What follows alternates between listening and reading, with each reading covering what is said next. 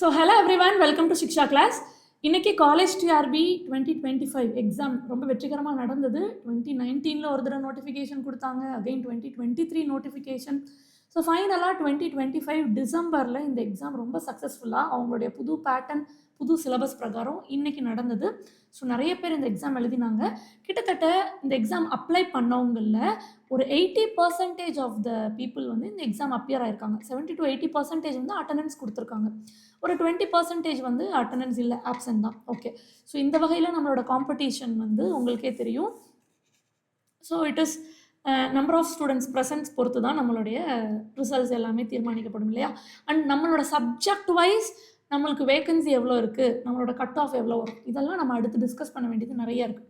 So ஓவராலாக இன்றைக்கி நடந்த எக்ஸாம் பொறுத்த வரைக்கும் தமிழ் தகுதி தேர்வு ரொம்ப எளிமையாக இருந்தது. நிறைய பேர் வந்து எக்ஸாம் ஹாலில் மேஜர் சப்ஜெக்ட் நல்லா பண்ணியிருக்கேன், தமிழ் சரியாக பண்ணலை அப்படிங்கிற மாதிரி சில ரிவ்யூஸ் நான் கேள்விப்பட்டேன். நான் பர்சனலாக போய் எழுதின எக்ஸாம் ஹாலில். ஆனால் தமிழ் நிஜமாகவே சொல்லணும் அப்படின்னா 10th புக்கில் இருந்து தான் முழுமையான கேள்விகள் வந்திருந்தது.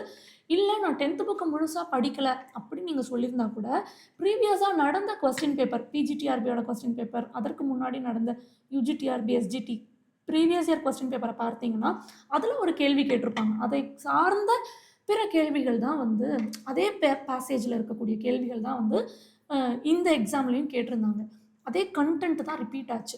இப்போ அதனால தான் வந்து நம்ம பிஜிடிஆர்பி எக்ஸாம் முடிஞ்ச உடனே தமிழ் தகுதி தேர்வை வச்சு முழுமையாக எக்ஸ்பிளைன் பண்ணி அந்த புக் ப்ரூஃபோட இந்த கொஸ்டினுக்கு புக்கில் ஆன்சர் எந்த பேஜில் இருக்குது அப்படின்னு சொல்லிட்டு அந்த புக் ப்ரூஃபோட எக்ஸ்பிளைன் பண்ணி அந்த வீடியோ போட்டிருந்தோம். ஸோ அந்த லாஸ்ட் வீடியோவிலேருந்து கூட இந்த எக்ஸாமுக்கு கேள்விகள் வந்து ரிப்பீட் ஆகிருந்தது. அதே மாதிரி இப்போ நடந்து முடிஞ்ச எக்ஸாம்ஸ்க்குமே வீடியோ மேக் பண்ணியிருக்கோம். டிஸ்கிரிப்ஷனில் லிங்க் தரேன். கண்டிப்பாக வந்து நீங்கள் டிஆர்பி, டிஎன்பிஎஸ்சி எக்ஸாம்ஸ் ப்ரிப்பேர் பண்ணுறீங்கன்னா ஒரு தடவை அந்த வீடியோவை கோத்ரூ பண்ணிடுங்க. ஏன்னா அந்த 30 கொஸ்டின்ஸ் நீங்கள் கோத்ரூ பண்ணுறது வந்து உங்களுடைய முழு 10th புக்கையும் நீங்கள் கவர் பண்ணுற அளவுக்கு உங்களுக்கு ஒரு பெரிய வாஸ்டான ஒரு அண்டர்ஸ்டாண்டிங் கொடுக்கும். ஸோ தமிழ் தகுதி தேர்வு வந்து எளிமையாக தான் இருந்தது. ப்ரிப்பேர் பண்ணவங்க அதை டஃப்னே சொல்ல முடியாது. ஆவரேஜாக ப்ரிப்பேர் பண்ணியிருக்கேன், ஓரளவு படிச்சுட்டு போயிருக்கேன் அப்படிங்கிறவங்க கூட ஒரு 22 கேள்வி, 23 கேள்விகள் சரியாக போட்டுருவாங்க. ஒரு 7-8 கேள்விகள் தான் அவங்க கொஞ்சம் யோசித்து போடுற மாதிரி இருந்தது. 22, 23 கேள்விகள் நேரடியாக போடுற மாதிரி தான் இருந்தது. ஸோ தமிழ் தகுதி தேர்வு வந்து நம்ம பாஸ் ஆகிறது ரொம்ப ரொம்ப ரொம்ப ஈஸி. நீங்கள் அந்த 10ஆம் வகுப்பு புத்தகங்கள் வாசிக்காமல் போயிருந்தாலும் நம்மளுடைய வகுப்பறையில் நீங்கள் கிளாஸ் அட்டன் பண்ணியிருந்தால் நேரடியாக அந்த கிளாஸே போதும்.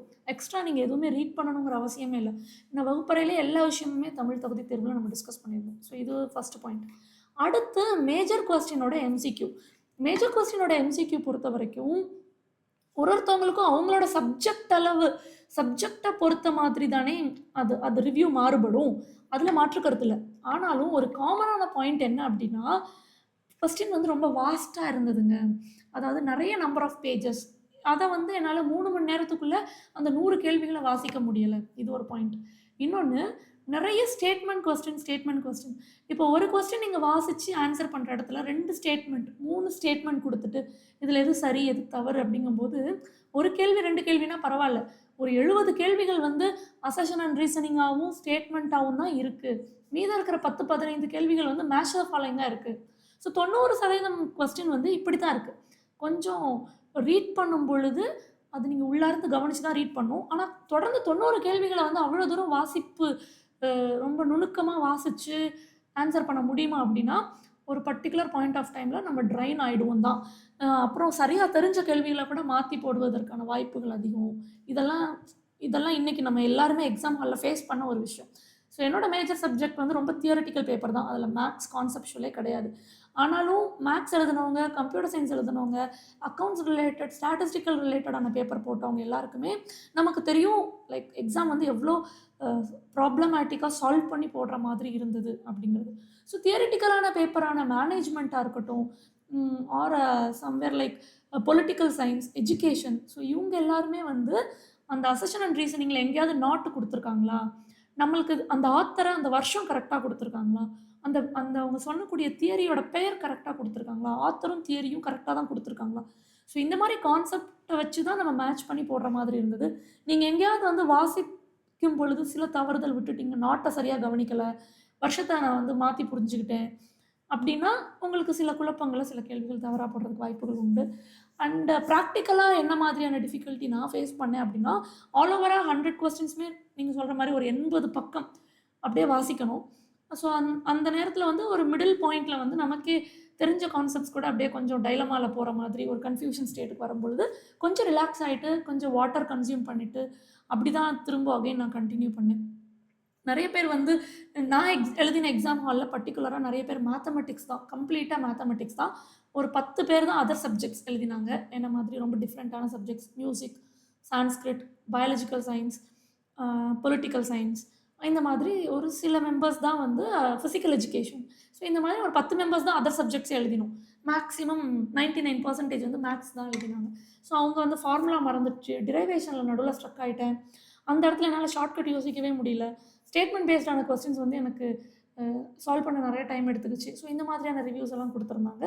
Same with English. So English பொறுத்த வரைக்கும் லிட்ரேச்சர் பேஸ்டான கொஸ்டின்ஸ் வந்து ரொம்ப ரொம்ப குறைவு. இப்போ என்ன, இந்த விக்டோரியன் ஏஜில் இவங்க ஆத்தர்ஸ் எல்லாம் படிக்கணும், இந்த ஆத்தர்ஸோட இந்த கிரிட்டிக்கல்ஸ் ஒர்க்கெல்லாம் நம்ம மெயின் ஒர்க்கெல்லாம் நம்ம படிச்சுட்டு போவோம், அது எந்த இயர் பப்ளிஷ் பண்ணாங்க, ஸோ இதெல்லாம் நம்ம படிச்சுட்டு போவோம். சமகாலத்தவர்கள் யார் யார், ஸோ அதை வச்சு நம்ம வந்து கொஸ்டின் எலிமினேட் பண்ணலாமா, ஸோ இப்படி தானே இங்கிலீஷ் படிப்போம். ஒரு ஹிஸ்ட்ரி ஆஃப் லிட்ரேச்சரில் இங்கிலீஷ் நம்ம எடுத்தோம்னா இந்த மாதிரி தான் நம்ம படிப்போம். ஆனால் அங்கே வந்து இந்த லிட்ரேச்சர் பாயிண்ட் ஆஃப் வியூவில் இல்லாமல் கொஞ்சம் லிங்குவிஸ்டிக்காக, கொஞ்சம் கிராமட்டிக்கலாக, நிறைய தியரி பேஸ்டாக அசர்ஷன் அண்ட் ரீசனிங்கில் ஸ்டேட்மெண்ட்டில் கொடுக்கும் பொழுது அது ஒரு news paper reading, skimming, scanning மாதிரி தான் இருந்தது. லிட்ரேச்சர் கண்டென்ட்டை எங்கேயுமே யூஸ் பண்ணி ஆன்சர் எடுக்கிற மாதிரி இல்லை. ஸோ இதனால கொஞ்சம் the thing is you have to read. இந்த காலேஜ் டிஆர்பி எக்ஸாம்லேருந்து நம்ம தெரிஞ்சுக்கிட்ட ஒரு விஷயம், you have to read. Major subject பொறுத்த வரைக்கும் நீங்கள் வந்து உங்களுடைய ஒரிஜினல் டெக்ஸ்ட்டை ரீட் பண்ணியிருந்தீங்கன்னா it would be very easy. So என்னோட எக்ஸ்பீரியன்ஸ் அப்படி தான் இருந்தது. ஏன்னா ஒரிஜினல் டெக்ஸ்ட்னு சொல்லும்போது அந்த புக்கில் இருந்து ஃபஸ்ட்டு லைன், செகண்ட் லைன் அப்படியே எடுத்து கொடுக்குறாங்க. ஸ்டேட்மெண்ட் 1, ஸ்டேட்மெண்ட் 2, ட்ரூவா ஃபால்ஸா அப்படி கொடுக்குறாங்க. அந்த லைனில் சின்னதாக மாற்றம் கொடுக்குறாங்க, நாட் மட்டும், இல்லைனா கடைசியில் ஒரு வார்த்தையை மட்டும் மாற்றி, இப்படித்தான் ஸ்டேட்மெண்ட் பேஸ் கொஸ்டின் வந்து கொடுக்குறாங்க. ஸோ நீங்கள் ஒரிஜினல் டெக்ஸ்ட் ரீட் பண்ணியிருந்தீங்கன்னா ஆஹா இது அது இல்லை, இப்படி தானே வரும் அப்படி சொல்லி நீங்கள் ஈஸியாக புரிஞ்சுருவீங்க. அண்ட் ஒரிஜினல் டெக்ஸ்ட்டை வந்து ஒரு தடவை வாசிச்சுட்டு கடந்து போகிறவங்களால அதை ஐடென்டிஃபை பண்ண முடியாது. அந்த கான்செப்டை உள்வாங்கியிருந்தால் தான் பண்ண முடியும். ரெண்டாவது, கொஞ்சம் தான் ஃபேக்சுவலாக இருந்தது. இப்போ செட் எக்ஸாம்லாம் பயங்கர ஃபேக்சுவலாக இருக்கும். ஸோ இந்த மாதிரி ஃபேக்சுவல் கொஸ்டின்ஸ் வந்து கொஞ்சம் குறைவாக தான் இருந்தது தியரட்டிக்கல் பேப்பர் நான் சொல்கிற வரைக்கும். அண்ட் ஆல்சோ இன்னும் ரொம்ப முக்கியமான விஷயம், அசர்ஷன் அண்ட் ரீசனிங்லலாம் நீங்கள் வந்து கொஞ்சம் புரிஞ்சுக்கணும், நிஜமாவே இது ரீசனிங்கா இல்லை ரீசனிங் இல்லாமல் தனியாக வேறு எதுவும் ஸ்டேட்மெண்ட் கொடுத்துருக்காங்களா. ஸோ இந்த மாதிரிலாம் புரிஞ்சு போடுற மாதிரி தான் இருந்தது. ஸோ கொஞ்சம் ப்ரெசன்ஸ் ஆஃப் மைண்ட் ரிலாக்ஸாக சால்வ் பண்ணியிருந்தீங்கன்னா you would have done the paper. And உங்களுக்கு சில இடங்களில் கடினமாக இருந்ததுன்னா அது அஃப்கோர்ஸ் எல்லாருக்கும் கடினமாக தான் இருக்கும். No need to worry about it. நம்ம கண்டிப்பாக கட் ஆஃப்காக வெயிட் பண்ணலாம். கூடிய விரைவிலேயே நம்ம ஆன்சர் கீயும் அண்ட் அதே மாதிரி அந்த ஆன்சர் கீயில் வந்து ஏதாவது சேலஞ்ச் பண்ணணும் அப்படின்னா அதுக்குரிய தகவல் வந்து டிஆர்பி வெப்சைட்டில் அஃபிஷியலாக கொடுப்பாங்க.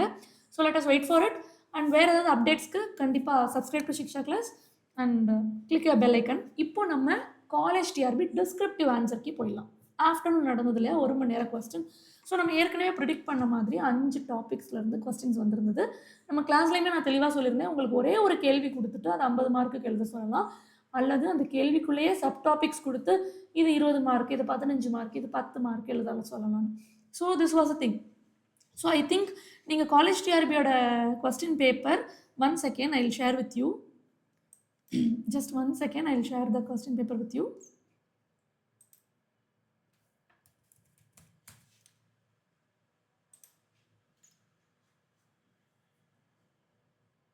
Okay.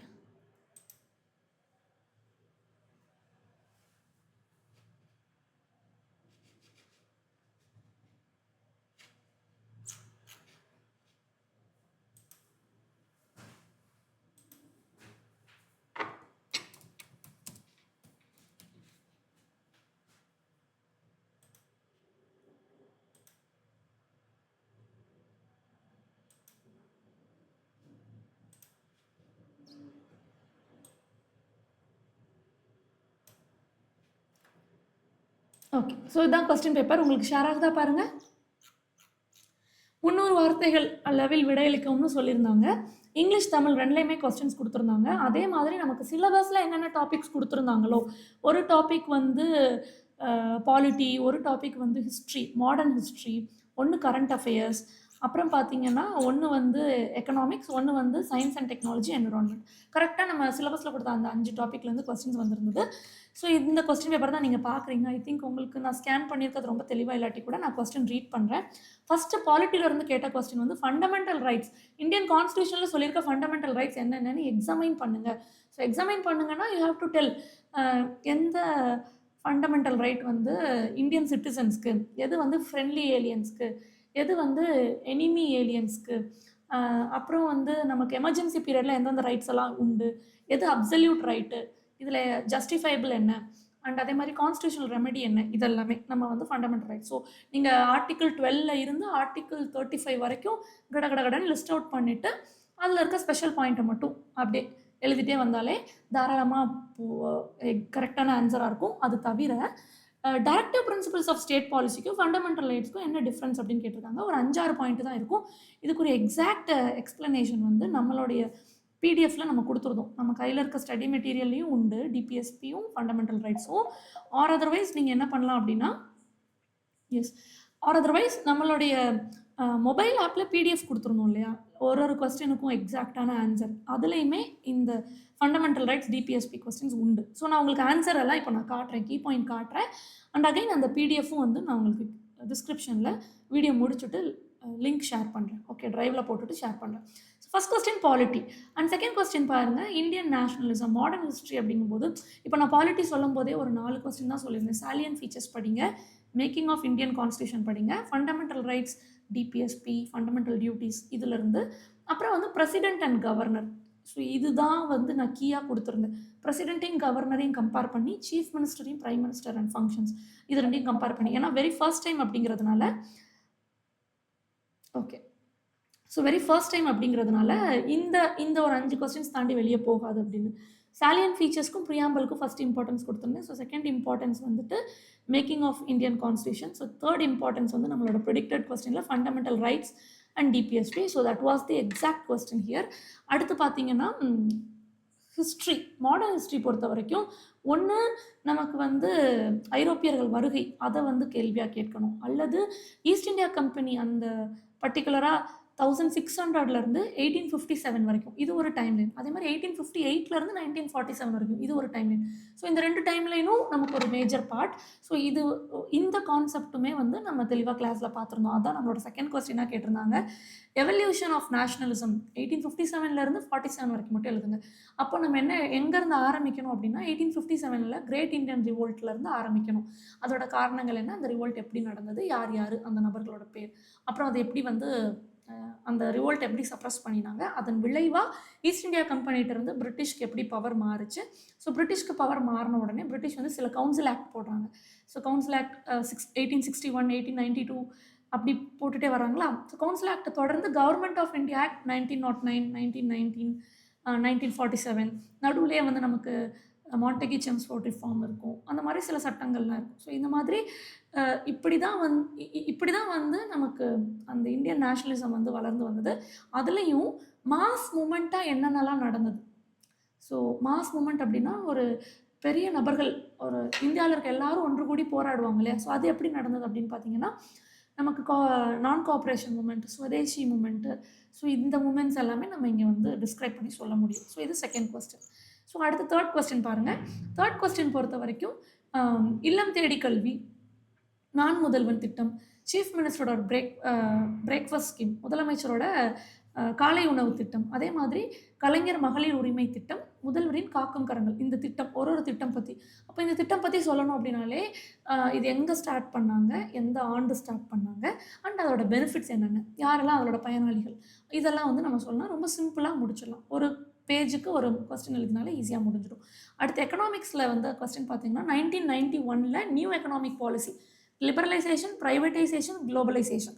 ஸோ இதில் நமக்கு நிறைய மாற்றங்கள் நடந்தது, பொருளாதாரத்தில் தெரியும். ஸோ அது வந்து நிதித்துறையில் என்னென்ன மாற்றங்கள் நடந்தது, இண்டஸ்ட்ரியல் செக்டாரில் என்னென்ன மாற்றங்கள் நடந்தது, இது போக பன்னாட்டுத்துறை எக்ஸ்டர்னலாக என்னென்ன மாற்றங்கள் நடந்தது. ஸோ இதை பற்றின ஒரு கேள்வி. ஸோ இதுவுமே நான் உங்களுக்கு பிடிஎஃப் காட்டுறேன், டிஸ்கஸ் பண்ணுறேன். அடுத்து ரெனியூவபிள், நான் ரெனியூவபிள் ரிசோர்ஸஸ்.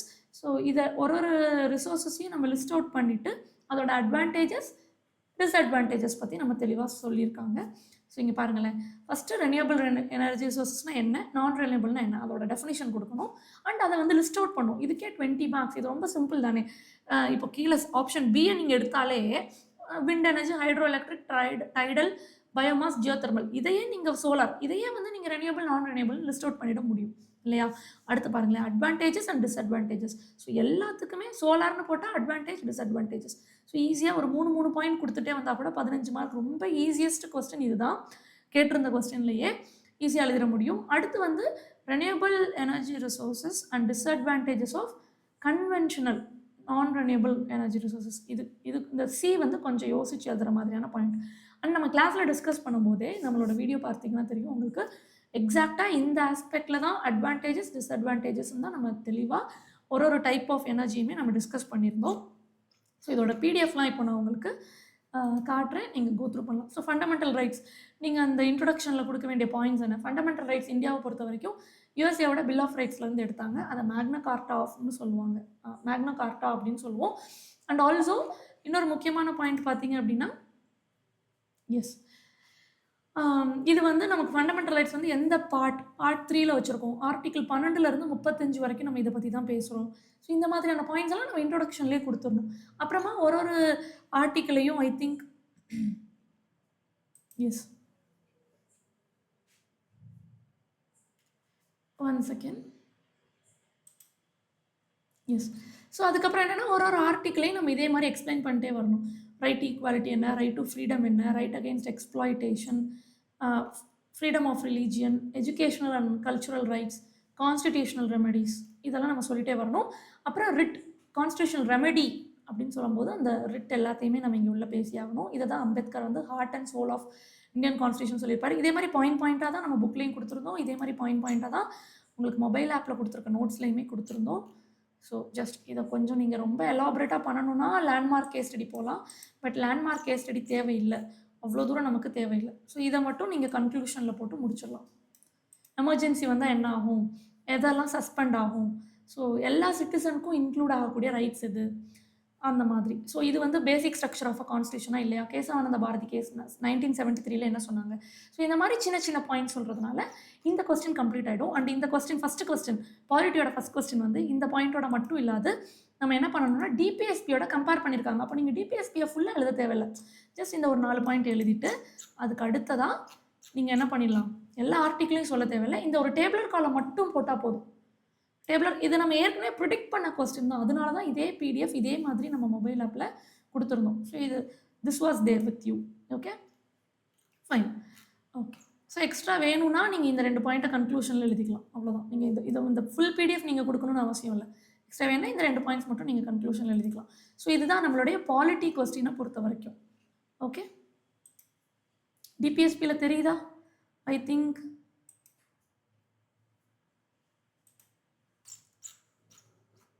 டிபிஎஸ்பி பொறுத்த வரைக்கும் நீங்கள் ஃபுல்லாக தேவையில்லை, ஜஸ்ட் இன்ட்ரொடக்ஷனில் இந்த பாயிண்ட்ஸ் மட்டும் கொடுத்தா போதும். ஓகே, இந்த பாயிண்ட்ஸ் மட்டும் நீங்கள் கொடுத்தா போதும். அண்ட் ஒரு ஆர்டிக்கிளையும் நீங்கள் தனியாக சொல்லணுங்கிற அவசியம் இல்லை. ஏன்னா கொஸ்டினில் என்ன கேட்டிருக்காங்கன்னா ஃபண்டமெண்டல் ரைட்ஸ்க்கும் டிபிஎஸ்பிக்கும் உள்ள டிஃப்ரென்ஸ் மட்டும் தான் கேட்டிருக்காங்க. ஸோ இந்த ஒரு டேபிளர் காலம் நீங்கள் கொடுத்தா போதும். அண்ட் இதற்கு அடுத்ததாக கன்க்ளூஷன் முடிக்கும்போது இந்த 2 பாயிண்ட்டை சொல்லி முடிச்சுக்கலாம்.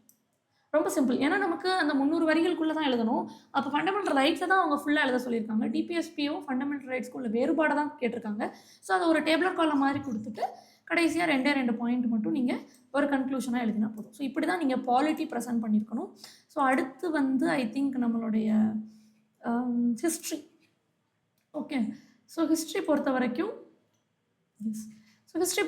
இப்படி தான். நம்ம இந்த ஒரே பிடிஎஃபாக நான் எல்லாமே கொடுத்துருக்கேன். பட் நீங்கள் இதுக்கு நம்மளோட கேட்ட கேள்விக்குரிய ஆன்சர் பார்த்தீங்கன்னா Indian government of India act 1958.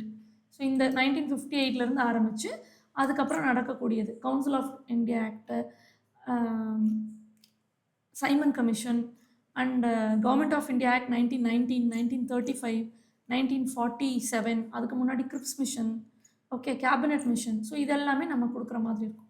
So அதுக்கப்புறம் கன்க்ளூஷனில் ஃப்ரேமிங் ஆஃப் இந்தியன் கான்ஸ்டியூஷனில் என்ன நடந்தது, மாஸ் மூமெண்ட்டை பற்றி எழுதும்போது நீங்கள் கண்டிப்பாக வந்து சிவில் டிசபீடியன் மூமெண்ட் என்னென்ன நடந்தது, சால்ட் சத்தியாகிரகாவாக இருக்கட்டும், நான் கோஆப்ரேஷன் மூமெண்ட்டாக இருக்கட்டும், ஸ்வதேசி மூமெண்ட்டாக இருக்கட்டும், ஸோ இந்த மாதிரி மாஸ் மூமெண்ட் ஒரு ஒரு 3-4 மட்டும் நீங்கள் ஹைலைட் பண்ணி எழுதினா போதும். அந்த மூமெண்ட்டில் யார் யார் பங்கேற்றாங்க, அதோட அப்ஜெக்டிவ் என்ன, அதோட இயர் என்ன, இது மட்டும் நீங்கள் கொடுத்தா போதும். ஸோ இது இந்த பிடிஎஃப் நான் வந்து உங்களோட ரெஃபரன்ஸ்க்காக கீழே கொடுக்குறேன். ஆல்மோஸ்ட் நம்ம ஸ்டூடெண்ட்ஸ் எல்லாருமே இதை கையில் வச்சுருப்பீங்க, புக்லேயும் வச்சுருப்பீங்க, மொபைல் ஆப்லேயும் வச்சுருப்பீங்க. ஸோ ஃபார் அதர்ஸ் நான் வந்து கீழே வந்து இதை ஷேர் பண்ணுறேன். Okay fine. ஸோ அடுத்து வந்து எக்கனாமிக்கை பொறுத்த வரைக்கும் வி ஹாவ் கரண்ட் அஃபேர்ஸ் இல்லையா? ஐ திங்க் கரண்ட் அஃபேர்ஸ் தானே? Yes, current affairs. Current affairs தான் நம்மளோட தேர்ட் கொஸ்டின். ஸோ அதில் ஒரு திட்டம் இருக்குது. அந்த திட்டம் எப்போ ஆரம்பித்தாங்க, எந்த நோக்கத்துக்காக ஆரம்பித்தாங்க, அதோடைய ப்ளஸ் பாயிண்ட் மைனஸ் பாயிண்ட் அது ரெண்டும் அப்படியே சொல்லிகிட்டே வர வேண்டியதுதான். ரொம்ப சிம்பிள். நிறைய பேர் எனக்கு தெரிஞ்சு தேர்ட் கொஸ்டின் தான் எழுதினீங்க. ஏன்னா எக்ஸாம் முடிச்சதுக்கப்புறமா நமக்கு வந்து கொஸ்டின் நம்பர் 1 எழுதினவங்கலாம் கொடுங்க, கொஸ்டின் நம்பர் 2 எழுதினவங்கலாம் கொடுங்க, அப்படி தான் வந்து தனித்தனியாக ஷீட் வந்து கலெக்ட் பண்ணினாங்க. அப்போது கொஸ்டின் நம்பர் 1 எழுதினவங்க யாரோ ஒரு சில பேர் தான் எழுதினீங்க. 2 பேரும் 3 பேர் அப்படி தான் எழுதினீங்க. ஒரு ஹாலில் எப்படி ஒரு 20 பேர் உட்காடுறோமா? ஸோ 2 பேர் தான் கொஸ்டின் நம்பர் 1 எழுதுகிறோம், 2 பேர் தான் கொஸ்டின் நம்பர் 2 எழுதுகிறோம். அதே மாதிரி கொஸ்டின் நம்பர் 4 எக்கனாமிக்ஸும் ஒருத்தவங்களோ 2 பேரோ தான் எழுதுகிறோம். என்விரான்மெண்ட் சுத்தம் ஒருத்தவங்க தான்.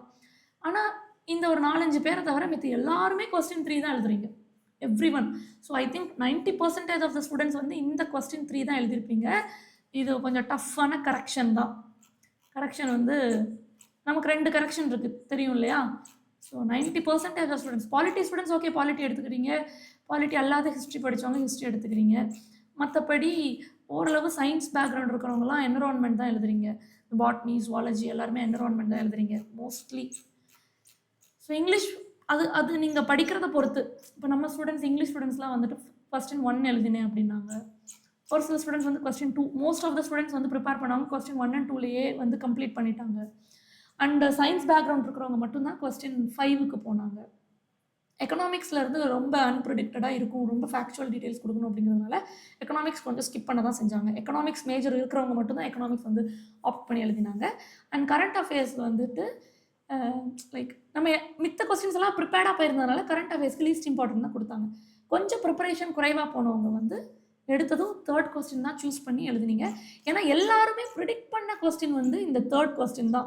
கண்டிப்பாக இல்லம் தேடி கல்வி கேட்பாங்க, அதே மாதிரி நம்மளுடைய நான் முதல்வன் ஸ்கீம் பற்றி கேட்பாங்க, அப்புறம் காலை உணவு திட்டம் பற்றி கேட்பாங்க. இதெல்லாம் வந்து நம்ம ப்ரிடிக்ட் பண்ணியிருந்தோம். ஓரளவு அந்த 5ல் 3ஆவது நம்ம ப்ரிடிக்ட் பண்ண மாதிரி இருந்தது அப்படின்னு சொல்லிட்டு ஒரு ஜென்ரலாக ப்ரிப்பேர் பண்ணவங்க வந்து தேர்ட் கொஸ்டின் எடுத்து எழுதினீங்க.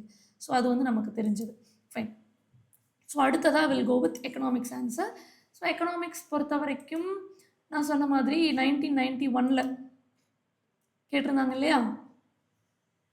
ஸோ இது எல்லாமே உங்களுக்கு மொபைல் ஆப்லேயும் அவைலபிளாக தான் இருக்குது. ஸோ நம்ம சொன்ன மாதிரி 1991 அந்த லிபரலைசேஷன், ப்ரைவேட்டைசேஷன், குளோபலைசேஷனுக்கு அப்புறமா நடந்த மாற்றங்களை மட்டும் எழுதினா போதும். ஒரு செக்டார்லேயும் என்னென்ன மாற்றங்கள் எடுத்துகிட்டு வரும், போத் தமிழ் அண்ட் இங்கிலீஷ் இருக்குது எக்கனாமிக்ஸ்லேயும். ஸோ அடுத்து உங்களுடைய ஆன்சர் கீ வந்து என்விரான்மெண்ட் இல்லையா? எஸ். ஸோ என்விரான்மெண்ட் பொறுத்த வரைக்கும் this is the answer key. நான் உங்களோட ஷேர் பண்ணுறேன். எஸ். ஸோ என்விரான்மெண்ட் பொறுத்த வரைக்கும் இதுதான் நம்மளுடைய ஆன்சர் கீ. அட்வான்டேஜஸ் டிஸ்அட்வான்டேஜஸ் போட்டு நம்ம என்ன பண்ணியிருக்கோன்னா கொடுத்துருக்கோம். கிளாஸில் ஸ்லைட்ஸுமே அது பேஸ் பண்ணி தான் இருந்தது. அதை கொஞ்சம் எலாபரேட் பண்ணி எழுதுனீங்கன்னா உங்களுக்கு இது கிடச்சிடும். நீங்கள் ஒரு இடத்துலையும் இன்ட்ரடக்ஷன் போடணுங்கிற அவசியம் இல்லை. ஓகே. ஆனால் டெஃபினேஷன் கொடுத்து அதை லிஸ்ட் அவுட் பண்ணி தனியாக பிரிச்சுட்டு அப்புறமா அதோட அட்வான்டேஜஸ் டிஸ்அட்வான்டேஜஸை தெளிவாக நீங்கள் ஒரு எனர்ஜிக்கும் இதே மாதிரி அட்வான்டேஜஸ் என்ன டிஸ்அட்வான்டேஜஸ் என்னன்னு எழுத தான் வேணும். ஸோ அதுதான் நம்மளோட செகண்ட் கொஸ்டினாகவே கேட்டிருக்காங்க. அடுத்து வந்து நீடு, என்ன தேவை இருக்குது, ரெனியூவபிள் எனர்ஜியில் என்ன தேவை இருக்குது, எதற்காக அது தேவைப்படுது, கன்வென்ஷனல் எனர்ஜிலேருந்து ஏன் ரெனியூவபிள் எனர்ஜிக்கு மாறுறோம், அப்போ கன்வென்ஷனல் எனர்ஜியோட டிஸ்அட்வான்டேஜஸ் என்ன. ஸோ நீங்கள் ஒரு சாலிடாக ஒரு 5 பாயிண்ட் நமக்கு தெரிஞ்ச வார்த்தையை வச்சு எழுதுறீங்க, அதையே அப்படியே கொஞ்சம் மைண்ட் மேப்பாக போடுறீங்க அப்படின்னாலே போதும் தான். ஸோ உங்களுக்கு நீங்கள் கொஞ்சம் அன்ப்ரிப்பேர்டாக போயிருந்தீங்க அப்படின்னா தேர்ட் கொஸ்டினும் 5th கொஸ்டினும் உங்களுக்கு நல்ல அளவில் கை கொடுத்துருக்கோம். நல்ல சாலிட் ப்ரிப்பரேஷனோட போயிருந்தீங்கன்னா ஃபஸ்ட்டு செகண்ட் கொஸ்டின்லாம் எழுதுனீங்கன்னா நீங்கள் 50க்கு 40 மார்க்ஸ் அண்ட் அபோவ் எடுத்துடலாம். And of course so this is about the நம்மளோட டிஸ்கிரிப்டிவ் ஆன்சர் கீ. ஸோ நிறைய பேர் டிஸ்கிரிப்டிவ் வந்து ஜென்ரலாக எழுதியிருப்பீங்க. ஆல்மோஸ்ட் எல்லாருமே ஒரு ஆவரேஜ் பர்ஃபார்மன்ஸ் கொடுத்துருப்போம். தேவைப்பட்டது அப்படின்னா நான் டிஸ்கிரிப்ஷனில் கொடுக்குற லிங்க்கில் போயிட்டு I think you can go with you can go the ஓரளவு வெரிஃபை பண்ணிக்கோங்க. நீங்கள் என்னென்ன பாயிண்ட்ஸ்லாம் இன்க்ளூட் பண்ணியிருக்கீங்க, அது எவ்வளோ வேலிடாக இருக்குது அப்படின்னு. மற்றபடி நம்ம டிஆர்பியிலேருந்து ரொம்ப சீக்கிரமாகவே நம்மளுடைய ஆன்சர் கீ எதிர்பார்க்குறோம். So will wait for the answer key. Stay tuned with Shiksha class and subscribe to Shiksha class. இதே மாதிரி எம்சிக்யூ பேஸ்ட் பண்ணின டிஸ்கிரிப்ஷனும் லைக் எம்சிக்யூ பேஸ்ட் பண்ண டிஸ்கஷனும் ஆன்சர் கீ டிஸ்கஷனும் உங்களுக்கு அடுத்தடுத்த சிக்ஷா கிளாஸில் வரும். ஸோ உங்களோட மேஜர் சப்ஜெக்ட்ஸ் என்ன அப்படிங்கிறத கமெண்ட் செஷனில் தெரிவிங்க. அதுக்கு ஒரு டிஸ்கஷன்ஸும் இருக்கும். அண்ட் ஆல்மோஸ்ட் நம்ம ஸ்டூடெண்ட்ஸ் எல்லாருக்குமே அவங்களோட மேஜர் சப்ஜெக்ட்ஸோட டிஸ்கஷன்ஸ் வந்து அடுத்தடுத்து வரும். Stay tuned and subscribe to Shiksha class. Thank you all. Thank you every one.